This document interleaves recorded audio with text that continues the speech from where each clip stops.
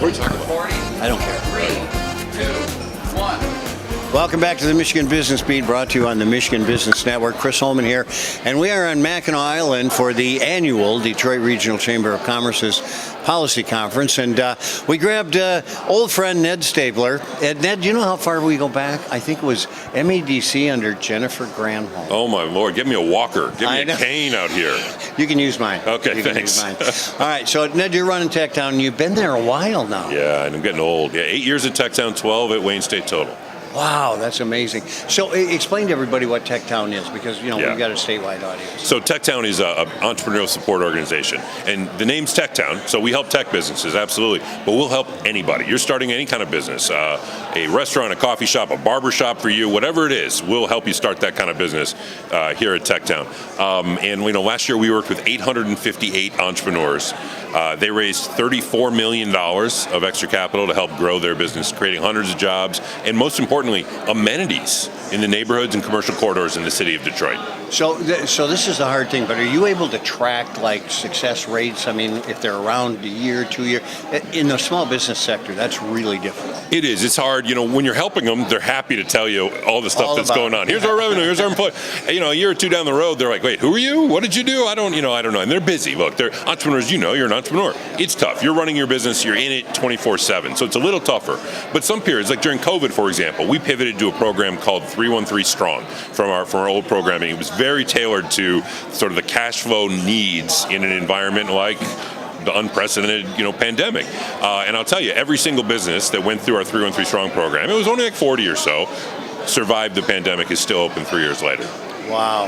Yeah, it's been a while since I've been down there, but the last time I was down there, there were like a young group of kids just out of high school working with the bus system to make it a little more. Oh my! Yeah, that was a while ago. But I know they put it in. They did. So that same group is a group called Sevilla. I highly recommend you come down and check them out again because they have grown. So Michael Brennan, actually, they were. You're right. They're young. I don't know about high school, but they're young. Yeah. And they were getting supervised by Michael Brennan, who's one of the longtime. He ran the United Way of Southeast Michigan for 2 decades or something like that. And they have now. They went on to bigger and better things. They took the whole process of getting food benefits in the state of Michigan and took it from a 64-page behemoth of a form down to 6 pages. They made it so much easier. The Secretary of State's office used to send you one big envelope every year with 400 things in it that you didn't know what they were, and you'd throw them all out, and then you forgot to renew your driver's license. Yeah, they fixed that. Now you get that one thing with the important stuff that tells you what to do. Yeah, that's from Sevilla as well. It's so interesting because most of the violations in the small business sector are unintended. Absolutely. They just don't even know they did something wrong. So we're trying to get them now to go and do the rest of state government as well. Make it all work for people so they can use it.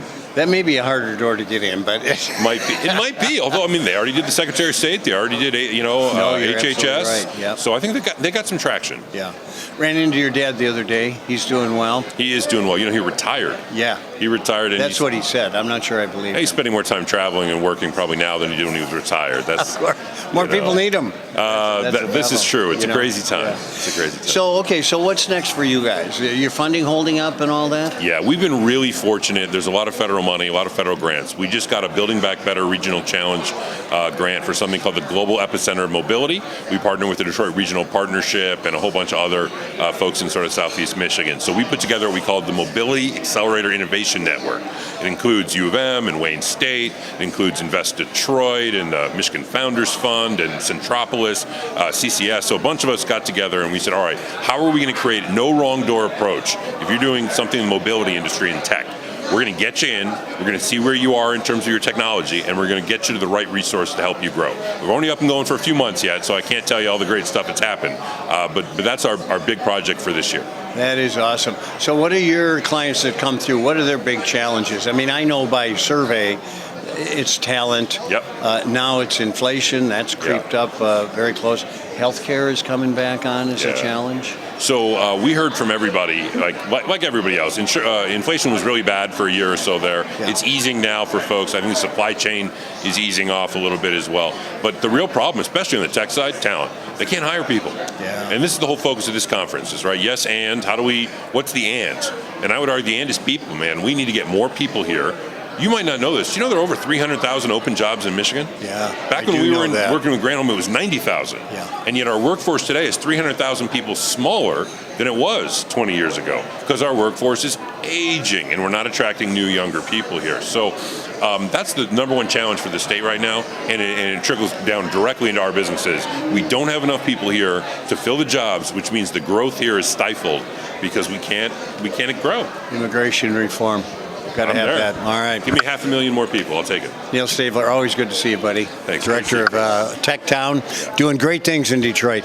And we are at the Mackinac Island Policy Conference put on by the Detroit Regional Chamber of Commerce. And we'll be back with more. Thanks for watching the Michigan Business Beat on the Michigan Business Network. I'm Chris Holman.